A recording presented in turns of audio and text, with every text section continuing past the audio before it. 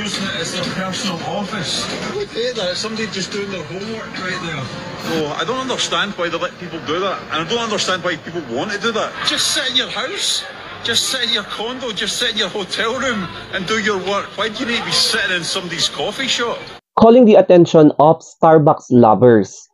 Baka naman, pwede rin kayong magbigay ng support o kaya bayanihan for Michelle D sa Miss Universe kasi sa 200 petot, pwede ka na mag-cast ng votes. Kaya baka naman. And panoorin natin ang eksena ni Mr. Dale Phillip kung bakit medyo na-imber na siya noong pumunta siya sa Starbucks. Laptops, just sitting using it as their personal office.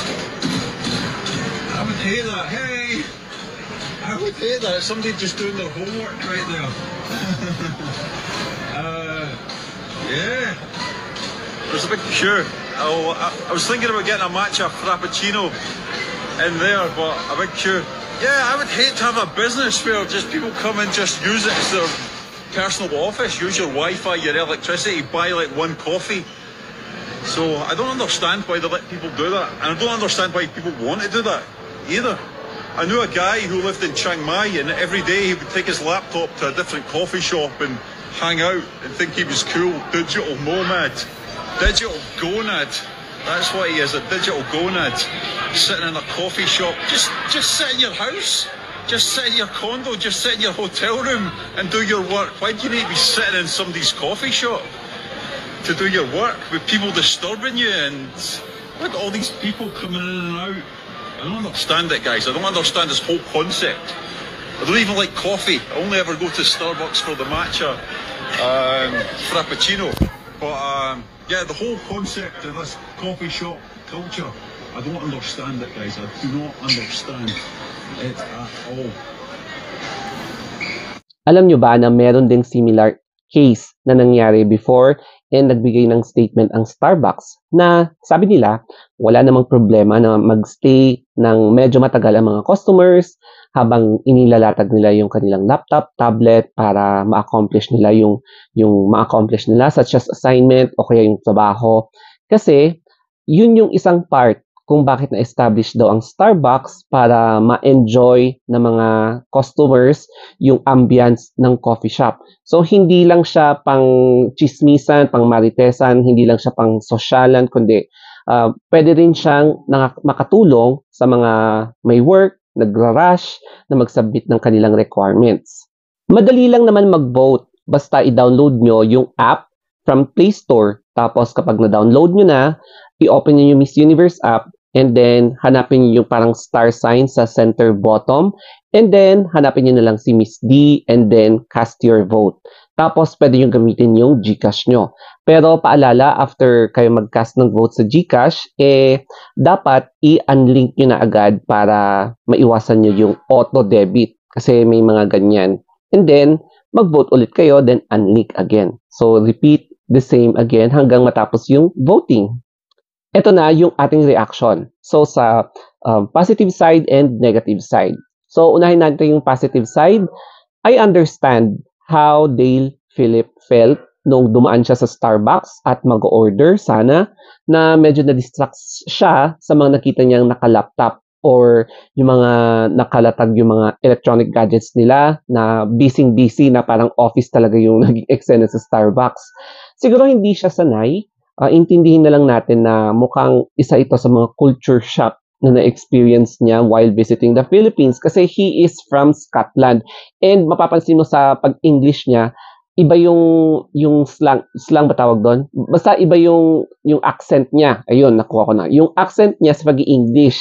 So, hindi siya siguro sanay talaga. And me as a former online writing, article writing yung ginagawa ko dati, alam nyo ba na beneficial ito para sa akin, yung ganitong klaseng coffee shop na nagpo-provide ng free Wi-Fi access, internet access kasi may mga projects kasi na biglang binabato sa akin na I must accomplish within an hour. So, kailangan talaga ako maghabol ng time, no? Or else, may warning ka, violation, or termination. Diba? So, for me, beneficial sa akin yung ganitong coffee shop kasi I am able to accomplish yung mga projects while enjoying the ambience ng Starbucks. Pero kasi hindi ako mahilig sa Starbucks. Kahit na anong uh, coffee shop ang pupuntahan ko basta may wifi lang. So I understand how others feel na excuse me, na hindi ata sila sanay na may mga tao na nakalatag ang laptop na ginagawa yung mga projects. So, ganun din yon. And same sa mga estudyante na baka biglang may deadline na hindi sila aware na kailangan talagang i-rush yung kanilang projects para isend nila online via email. Kaya kailangan din nila ng coffee shop na may wifi access, and it happens na meron yung Starbucks. Kaya hindi mo talaga masisisi kung may mga tao na nag-i-stay ng medyo matagal sa Starbucks, like 2 to 3 or 4 hours sa isang stay.